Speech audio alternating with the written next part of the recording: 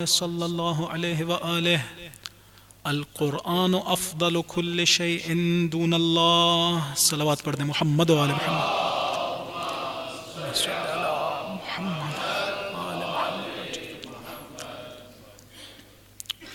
خداوند متعال کا نہایت شکر گزار ہوں کہ اس نے ایک مرتبہ پھر مجھے یہ توفیق عنایت فرمائی، ہم سب کو یہ توفیق عنایت فرمائی کہ اس پاک جگہ پر جمع ہو کر اس کا اور اس کے پاک بندوں کا ائمہ علیہم السلام کا ذکر بجا لائیں.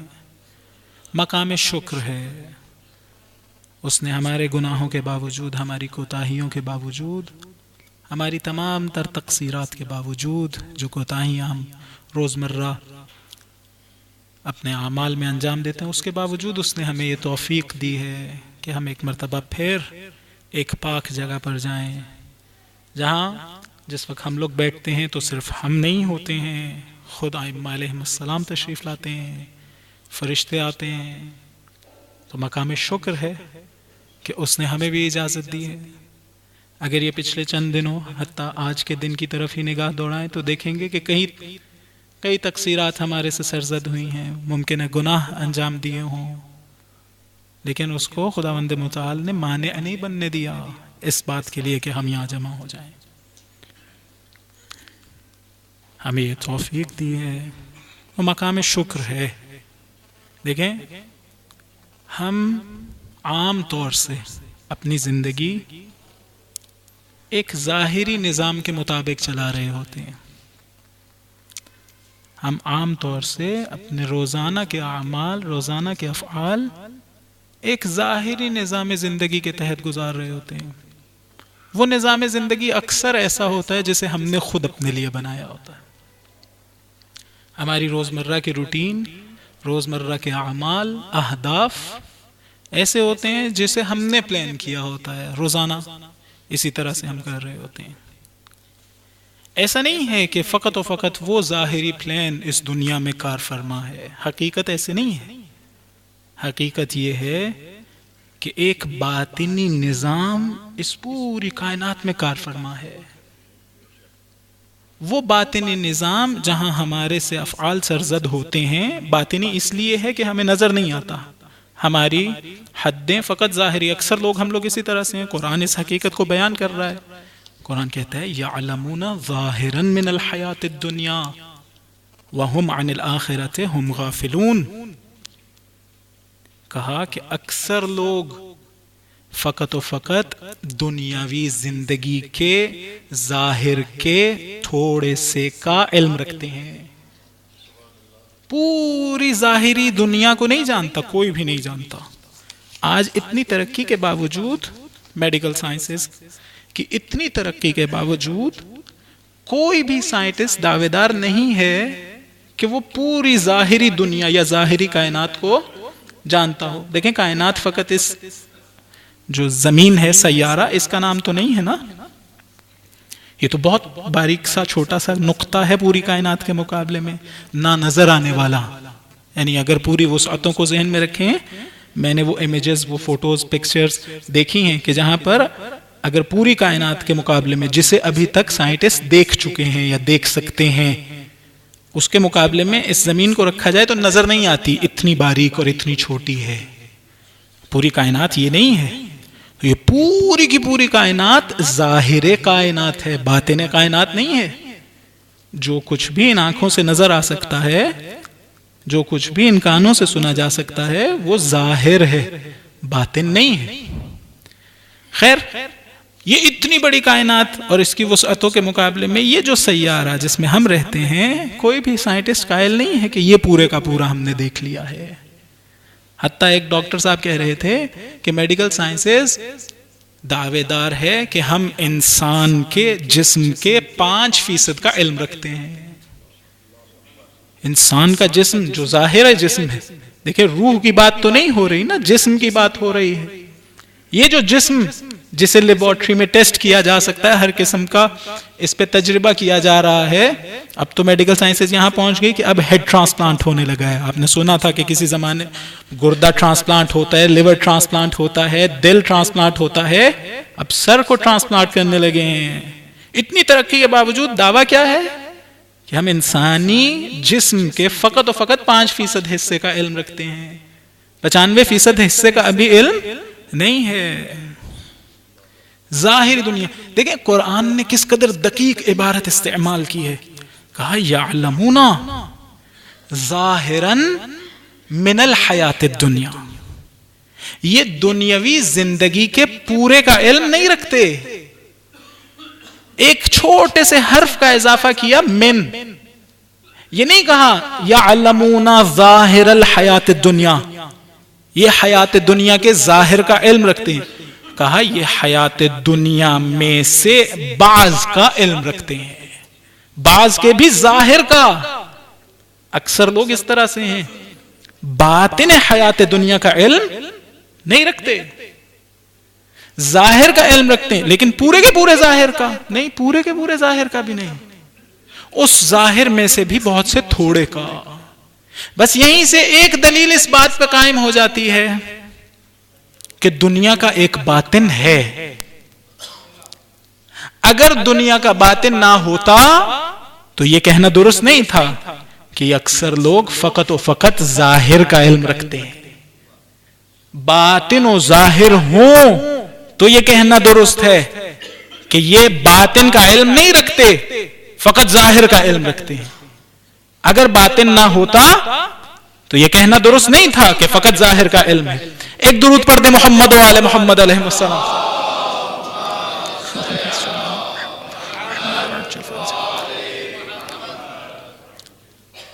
عزیزان، اگر کہیں پر بھی انشاءاللہ آپ دیکھیں گے آئندہ دنوں میں بھی کہیں پر بھی آپ لوگ محسوس کریں کہ ایک بات ہے جس کو مزید بیان کی ضرورت ہے، تو مجھے کوئی عار نہیں ہے اگر آپ درمیان میں کہیں کہ بات دہرا دی جائے یا کسی اور طرح سے سمجھائی جائے، تو میرے لیے انشاءاللہ پریشانی کا باعث نہیں ہوگا. ایک درود پڑھ دے محمد و آل محمد.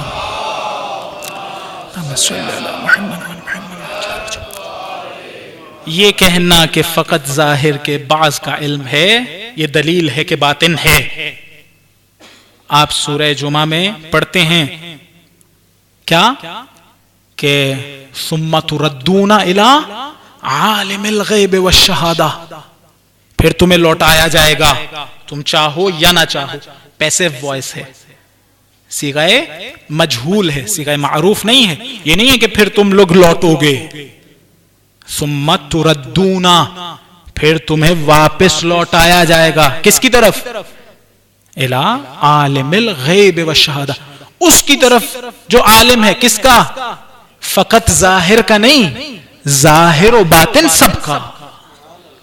ہم پڑھتے ہیں اس کا مطلب ہے کہ کائنات میں ایک باطنی نظام اور ہر چیز کا ایک باطن. اللہ غیب السماوات والارض کا عالم ہے، یعنی یہ ایسا نہیں ہے کہ فقط ظاہر کا عالم ہے، غیب کا بھی عالم ہے. ائمہ علیہم السلام انبیاء کے بارے میں یہ ایک بحث موجود ہے کہ وہ عالم الغیب بھی ہیں. غیب ہے تو اس کے عالم ہیں، باطن ہے اس کے عالم ہیں. کائنات ہماری زندگیاں گزارنے کے لیے خدا نے جو نظام بنا کے بھیجا تھا وہ تھا کہ جس کا ایک بہت بڑا حصہ ہم اپنی عقلوں سے درک نہیں کر پاتے. وہ ہے جو ظاہر میں ہمیں نہیں نظر آتا. انبیاء کو، ائمہ علیہم السلام کو، آسمانی کتابوں کو خدا نے کیوں نازل کیا؟ اسی لیے کہ ہماری وہاں تک دسترس نہیں تھی، اس باطن تک، اس غیب تک ہماری دسترس نہیں تھی. جب ہماری دسترس نہیں تھی تو کیا کیا؟ اللہ نے کہا کہ یہ جس مخلوق کو میں نے بنایا ہے اور احسن الخالقین ہے اللہ تعالیٰ، اس مخلوق کو خلق کرنے کی وجہ سے اللہ تعالیٰ نے کہا کہ اس کو چونکہ میں نے باہدف خلق کیا ہے لہٰذا اس کو ہدایت دینے والا بھی بھیجوں اور وہ نظام کہ جو اس مخلوق کو اس کے کمال تک لے کے جائے گا وہ بھی بیان کروں. اللہ تعالیٰ کی ذمہ داری تھی، ورنہ ہمیں باوجود اس کے کہ باہدف خلق کرے، اگر ہمیں ایسی شخصیات اور ایسے وسائل نہ دے کہ جو ہمیں ہماری خلقت تک پہنچانا کی ذمہ داری رکھتے ہوں، ہماری خلقت بے ہدف رہ جائے گی، ہم اپنے کمال تک نہیں پہنچ سکیں گے. اس لیے کہ عقل کے ذریعہ عقل کافی نہیں تھی وہاں تک پہنچنے کے لیے. اس لیے انبیاء کو، اس لیے ائمہ علیہم السلام کو، اس لیے آسمانی کتابوں کو نازل کیا میں نے جس حدیث کی تلاوت کی تھی، انشاءاللہ آئندہ کی گفتگو ائمہ اور قرآن ان کی صفات میں جو مماثلتیں ہیں، جو مشابہتیں ہیں، انشاءاللہ عرض کروں گا اس کے حوالے سے۔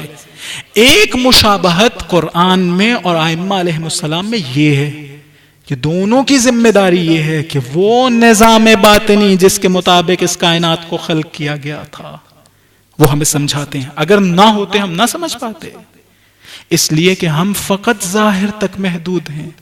وہ آئیں گے اور ہمیں باطن کا علم دیں گے۔ جس وقت آپ سنتے ہیں امام حسین علیہ السلام ارشاد فرما رہے ہیں کہ صلی علی محمد فرماتے ہیں من حاول امرا بمعصیت اللہ کان افوت لما یرجو واسرع لما یحذر۔ اگر کوئی شخص معصیت خدا کو انجام دے کر کسی ہدف کو حاصل کرنا چاہتا ہو تو وہ اپنے ہدف سے دور ہو جائے گا۔ کسی ہدف کو حاصل کرنا چاہتا تھا، کوئی چیز حاصل کرنا چاہتا تھا، یہ دور ہو جائے گا اس سے۔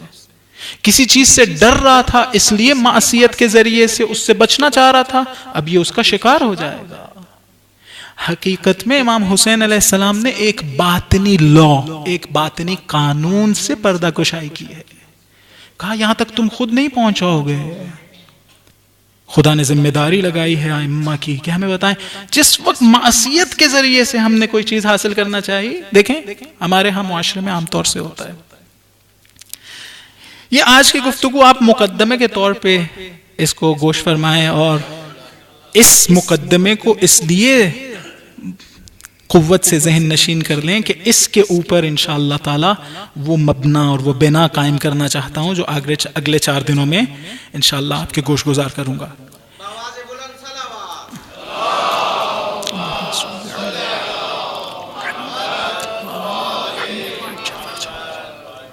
دیکھیں قرآن بھی اسی طرح سے بیان کر رہے ہیں، متعدد جگہوں پر کہا صلہ رحمی کرو، ائمہ نے بتایا صلہ رحمی کرو عمر بڑھ جائے گی۔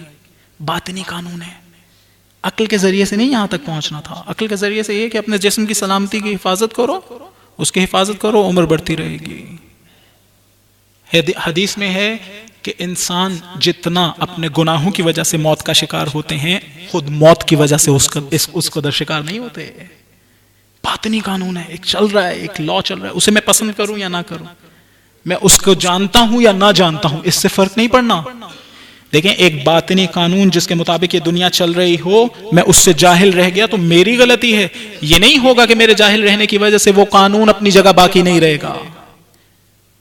اگر کوئی صلہ رحمی کرے گا اس کی عمر بڑھ جائے گی، اگر کوئی صدقہ دے گا اس کی عمر بڑھ جائے گی۔ دیکھیں ایک عمر کا بڑھنا ایک باطنی امر ہے، اس میں اور وہ جو ظاہر میں آپ کو صرف صدقہ دینا نظر آ رہا تھا، ایک کنیکشن، ایک ارتباط ہے جسے میں اپنی عقل سے کشف نہیں کرتا تھا۔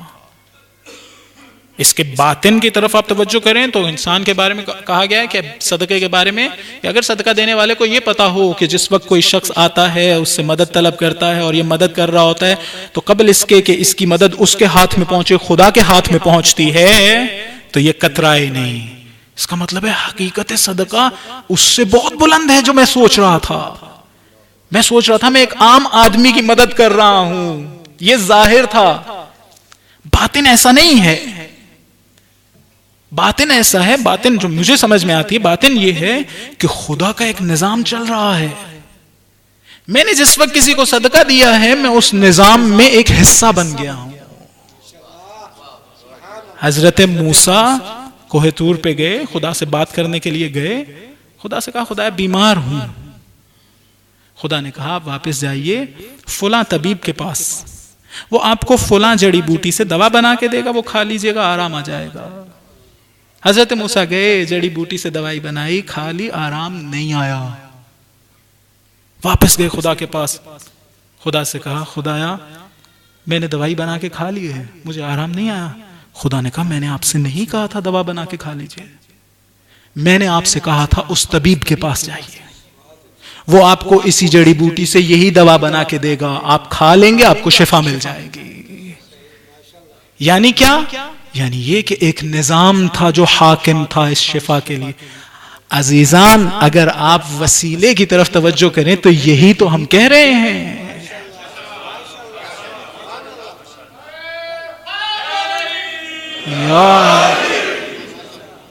اگر وسیلے کی طرف توجہ کریں تو یہی تو ہمارا دعویٰ ہے کہ دینا سب کچھ خدا نے ہے لیکن وسیلہ ہی نے بنایا ہے.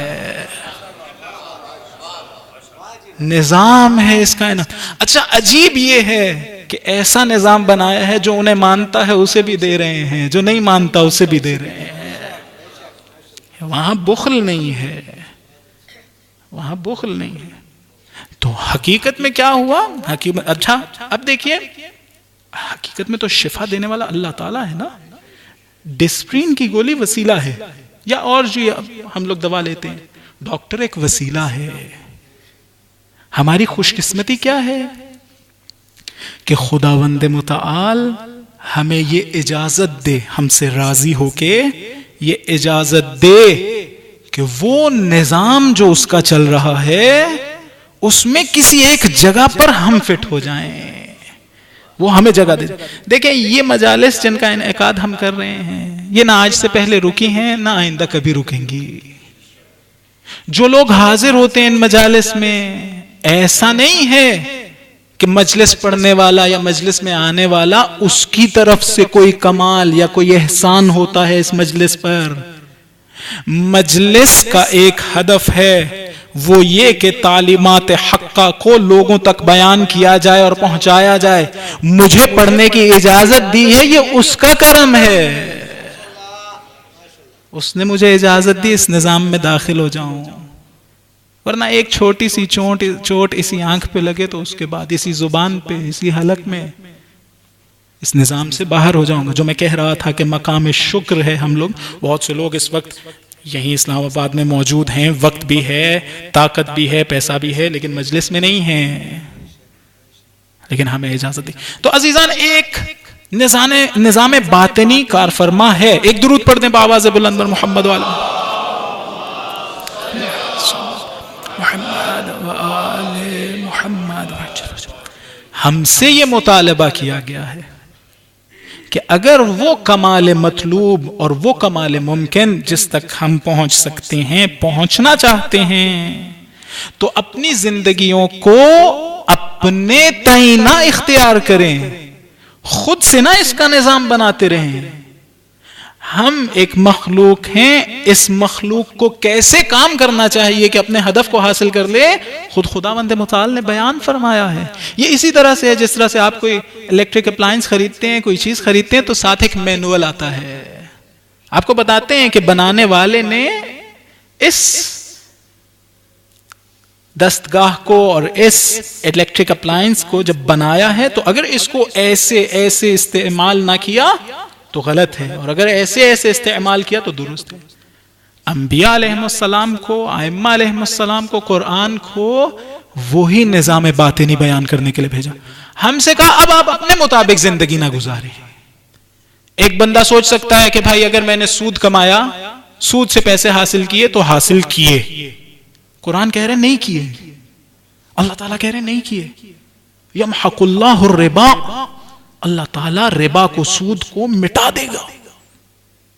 یمحق اللہ الربا ویربی الصدقات, اور صدقوں کی تربیت کرے گا, صدقات کی تربیت پرورش دے گا, زیادہ ہو جائیں گے. نظام ایک باطنی نظام ہے جس سے قرآن پردہ کشائی کر رہا ہے. دیکھیں امام نے بھی کہا تھا اگر کسی ہدف کو حاصل کرنے کے لیے معصیت انجام دی, یہی سود کی مثال لے لیں, خدا نہ کرے کوئی شخص جوا کھیلتا ہو, اس کی مثال لے لیں. عجیب نہیں ہے کہ امام کہہ رہے ہیں اسے وہ ہدف نہیں ملے گا, لیکن اس نے تو پیسے کمانے تھے جوئے کے ذریعے سے یا سود کے ذریعے سے, وہ تو کما لیے. پھر مولا کیا کہہ رہے ہیں؟ ہاں میرے خیال میں بات اتنی سادہ نہیں ہے. جب کوئی شخص جوئے کے ذریعے سے پیسہ کماتا ہے یا کوئی شخص سود کے ذریعے سے پیسہ کماتا ہے تو پیسہ اس کا مطلوب نہیں ہوتا. اس کے ذہن میں یہ ہوتا ہے کہ اس پیسے کے ذریعے سے میں اپنی فلاں ضرورت پوری کر لوں گا, فلاں ضرورت پوری کر لوں گا, فلاں ضرورت پوری کر لوں گا. حتیٰ وہ ضرورت پوری کرنا بھی اس کا مطلوب نہیں ہوتا. پھر مطلوب کیا ہے؟ مطلوب یہ ہے کہ اگر فلاں ضرورت میری پوری ہو گئی تو مجھے سکون مل جائے گا اپنی زندگی میں. اس کا ہدف نہائی پیسہ نہیں تھا، وہ ضرورت نہیں تھی، یہ سمجھ رہا تھا میری زندگی میں سکون آ جائے گا اس پیسے کے ذریعے سے اور اس ضرورت کے ذریعے سے. غالباً امام یہ کہہ رہے تھے کہ یہ جو اس کا ہدف نہائی تھا اس زندگی میں سکون تلاش کرنا، یہ پیسہ کما لے سود کے ذریعے سے، یہ پیسہ کما لے جوئے کے ذریعے سے، وہ سکون اسے حاصل نہیں ہوگا، کبھی حاصل نہیں ہوگا. لیکن اگر کسی نے حلال رزق کمایا تو وہ ہدف، وہ انسان کی سعادت جو اخروی ہے وہ بھی، اور اس دنیا میں رہتے ہوئے وہ جو سکون جو ہر ایک جس کی تلاش میں ہے وہ بھی اسے حاصل ہو جائے گا. تو عزیزان ایک باطنی نظام ہے. دنیا میں جو لوگ علم کے حصول میں نکلتے ہیں وہ دو گروہ ہیں، دو قسم کے لوگ ہیں. خصوصاً غرب اس وقت اس مصیبت کا شکار ہے، ابتدائے 20ویں صدی سے لے کے آج تک، اور ہمارے معاشرے میں بھی یہ ایک بیماری کی طور سے نفوذ کر رہی ہے. یہ بات کیا کہ غرب اپنے نالج کے سورسز میں سے اہم ترین سورس یا منحصر سورس، ذریعہ منحصر حواس خمسہ کو سمجھتے ہیں. وہ جس اسکول میں پڑھتے ہیں، جس کالج میں جاتے ہیں، جس یونیورسٹی میں جاتے ہیں، انہیں بتایا جاتا ہے اگر آپ نے کسی چیز کا تجربہ نہیں کیا، ایکسپیرینس نہیں کیا حواس خمسہ کے ذریعے سے، تو یا وہ نہیں ہے یا اس کے بارے میں بات کرنا فضول ہے. ایک ایسی چیز جس کا آپ تجربہ نہیں کر سکتے ہیں اس کے بارے میں بات کرنا فضول ہے. دو قسم کے، اسے کہتے ہیں پوزیٹیوزم. اکثر لوگ اسی طرح سے سوچتے ہیں. جب وہ اس طرح سے سوچنا شروع کرتے ہیں تو نہ ہی وہ اپنی روح کے وجود کے قائل ہوتے ہیں. ہمارے ہاں جو فلسفے میں بحث مطرح ہوتی ہے وہ سول اینڈ باڈی کے عنوان سے ہے، نفس و بدن، روح و بدن. لیکن ان کے ہاں جو بحث مطرح ہوتی ہے وہ مائنڈ اینڈ باڈی کے اعتبار سے ہے. وہ انسان کی مختلف صفات کو پھر فقط و فقط فزیکلی ڈیفائن کرنے کی، بیان کرنے کی کوشش کرتے ہیں. ہم اس طرح سے نہیں ہیں. ہم قائل ہیں کہ نہیں، بہت سے امور ایسے ہیں اسی دنیا میں جو آپ کی حواس خمسہ کے تابع نہیں ہیں اور نہ ہی اس ڈومین میں آتے ہیں، اس کے تسلط میں اور اس محور میں نہیں ہیں. اس میں ایک بارز مثال علم کی ہے. آپ کو بہت سی چیزوں کا علم ہے، لیکن وہ علم خود وہ ایسا نہیں ہے کہ مادی حیثیت رکھتا ہو تائین کہ حواس خمسہ میں سے کسی حس کے ذریعے سے درک کیا جا سکے. علم ایک ایسی، محبت، نفرت اور بھی بہت سے ایسے امور ہیں کہ جن کا تعلق مادے سے نہیں ہے. ان امور میں سے ایک امر، ایک چیز ہماری اپنی روح ہے. وہ لوگ روح کا انکار کرتے ہیں، ہم روح کا انکار نہیں کرتے.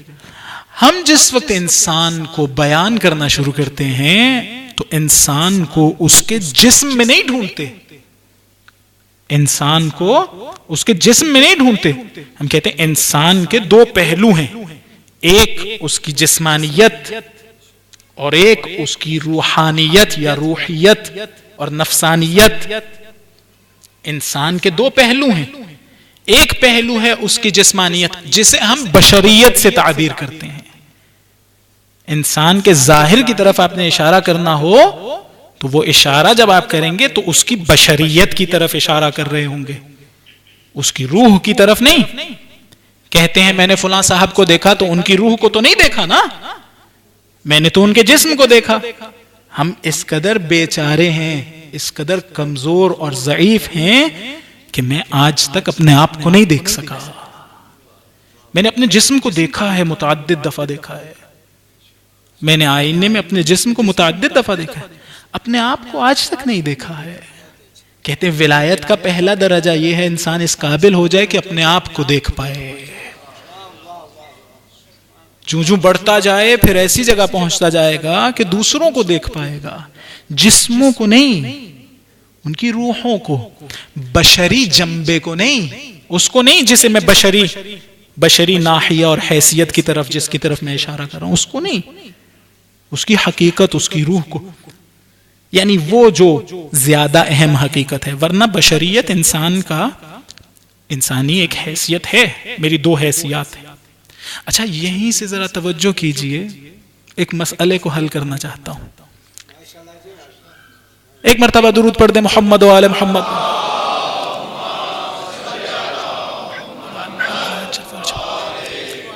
بس یہاں سے اپنی پوری توجہ مجھے عنایت کر دیجئے. دیکھیے ایک مطلب بیان کرنا چاہتا ہوں.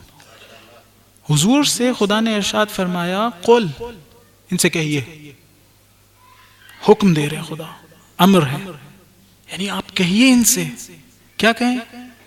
کہیں انما انا بشر مثلکم، میں تم لوگوں جیسا بشر ہوں. عام طور سے ترجمہ یہ کیا جاتا ہے. جو بھی عربی ادب کا طالب علم ہے، جو کچھ تھوڑا بہت جانتا ہو عربی ادب کو، حتیٰ اردو ادب سے بھی اگر کوئی شغف رکھتا ہو، تو یہ جو بات اب میں بیان کرنے لگا ہوں اسے کاملاً درک کرے گا. کیا فرمایا؟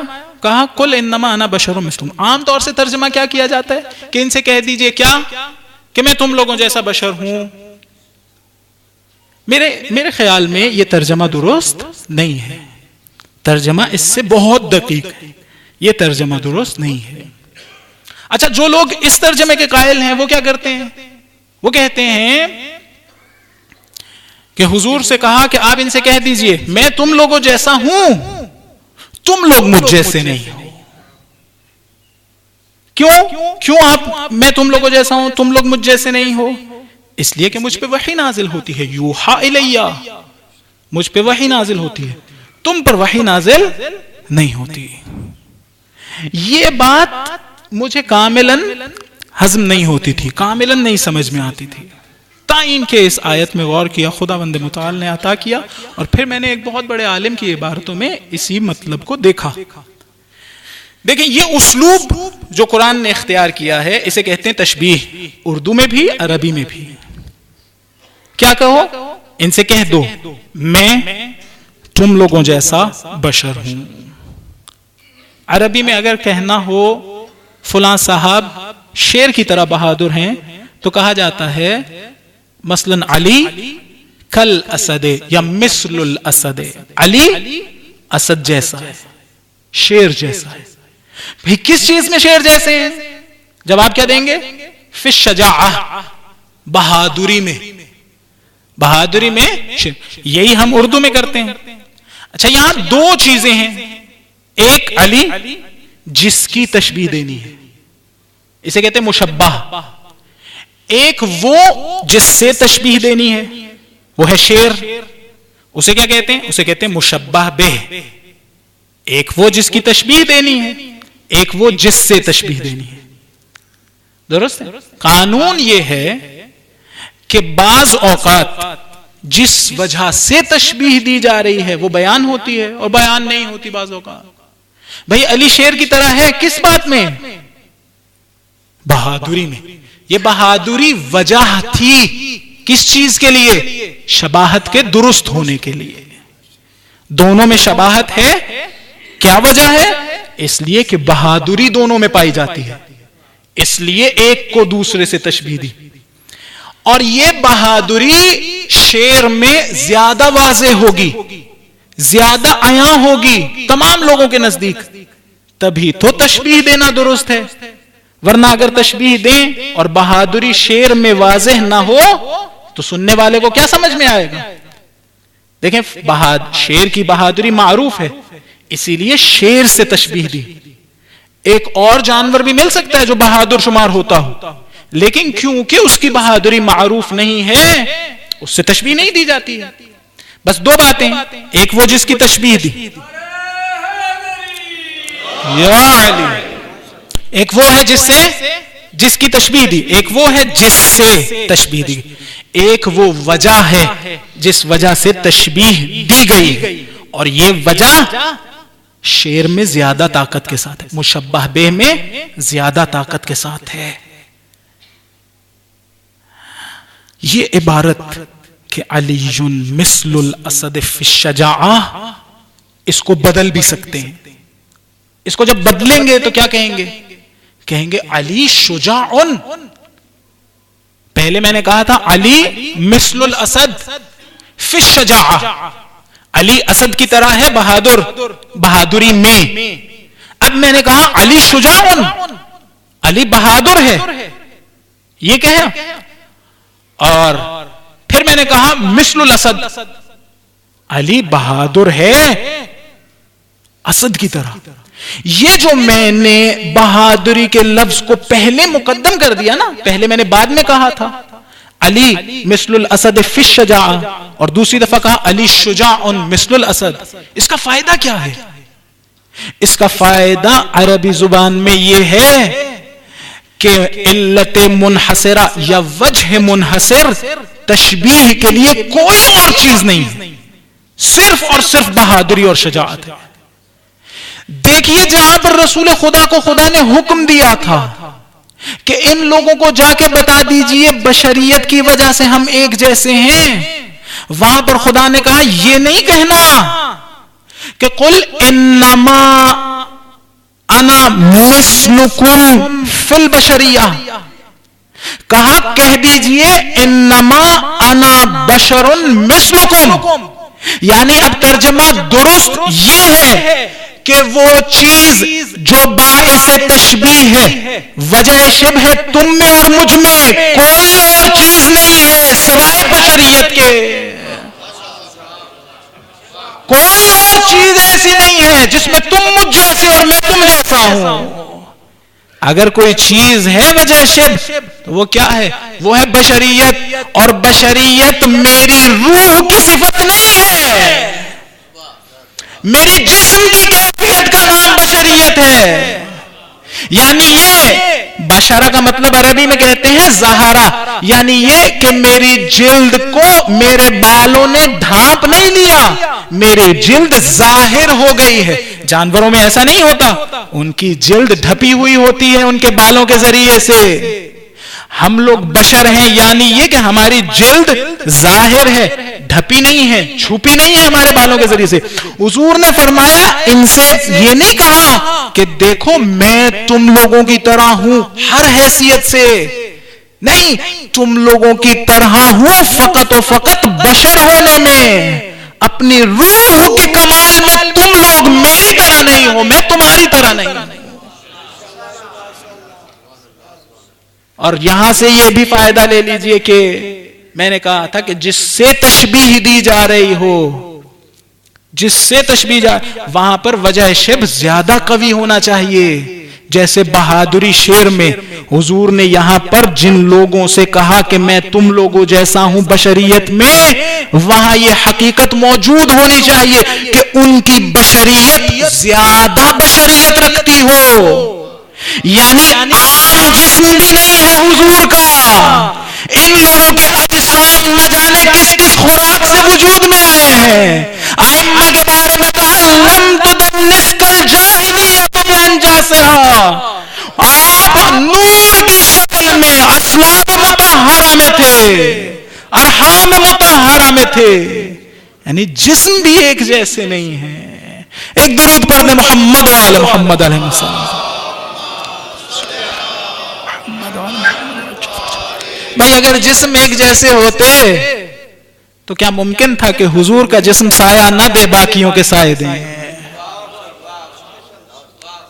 بھائی سایہ نہیں دے رہا، یہ جسم سایہ نہیں دے رہا. اگر آپ کہیں معجزہ تھا تو معجزہ بھی خارق العلت چیز کا نام نہیں ہے، ایسی بات کا نام نہیں ہے جس کی کوئی وجہ اور علت نہیں ہے.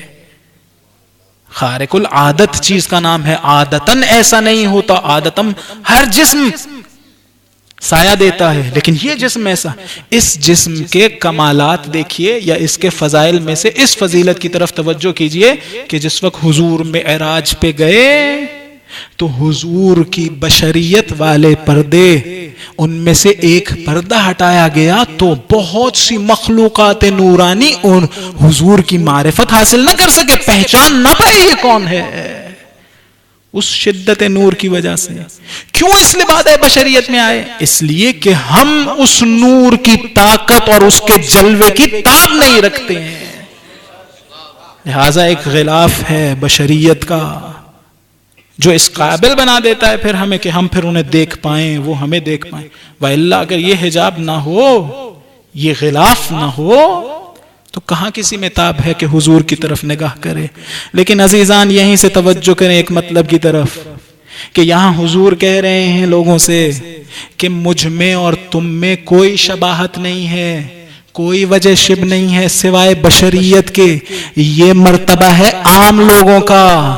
اہل بیت کے بارے میں کہتے ہیں علی منی وانا منہ. وہاں نہیں کہتے کہ مجھ جیسا کوئی نہیں ہے. حسین منی وانا منہ. وہاں یہ نہیں کہتے.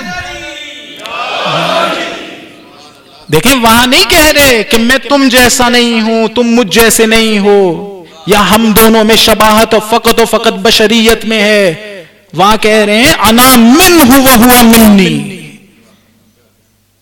حسین مجھ سے ہے، میں حسین سے ہوں. ایک درود پڑھ دیں محمد و آل محمد.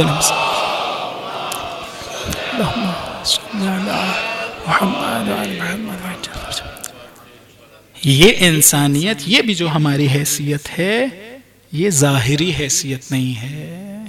ہماری بات یہی چل رہی تھی نا کہ ایک باطنی نظام ہے. ہماری زندگیاں اس باطنی نظام کے مطابق ہونی چاہیے. ان میں سے ایک باطنی حقیقت وہی روح جس کا ذکر ہم نے کیا.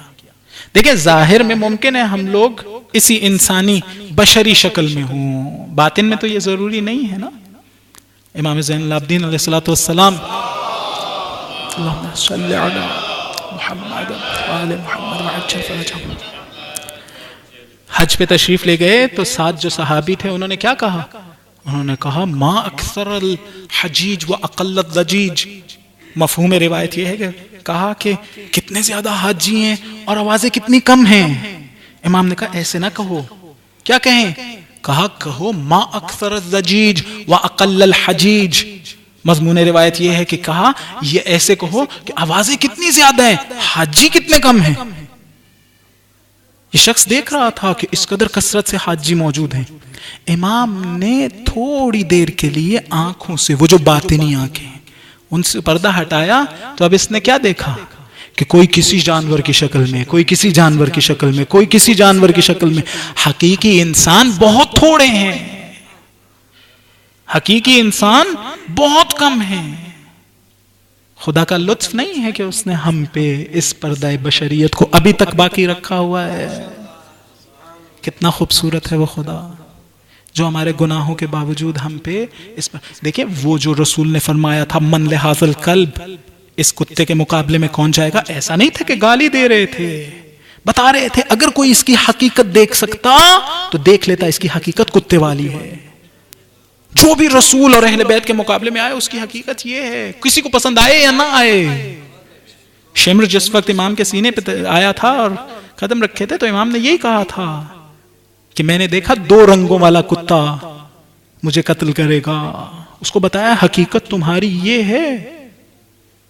یہ صرف اس طرح سے نہیں. دیکھیں یہ جو ہماری روح جس کا ذکر کر رہا تھا، میرا یہ موضوع نہیں ہے، یہ ان افعال کے ذریعے سے بنتی ہے جو ہم انجام دے رہے ہوتے ہیں. جو رسول کے مقابلے میں جائے گا ایسا فعل انجام دے رہا ہے، ایسا فعل انجام دے رہا ہے کہ اس کی حقیقت ایسی بن جائے گی.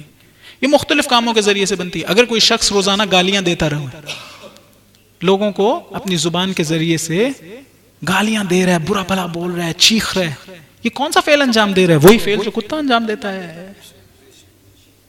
ظاہر میں بشر نظر آئے گا، حقیقت میں بشر نہیں رہے گا. خدا کا احسان ہے، اس کا لطف ہے. اس نے ایک عارف، میں نے ایک مولانا سے سنا کہ ایک عالم دین جا رہے تھے تو دیکھا ایک جنازہ جا رہا ہے. دیکھا جنازے میں اس چارپائی میں ایک انسان کا جسم نہیں ہے، ایک موٹا تازہ کتا ہے جس کا جسم لٹایا ہوا ہے. کیوں؟ اس عالم کے بقول وہ اپنے گھر میں بدتمیزی سے پیش آتا تھا،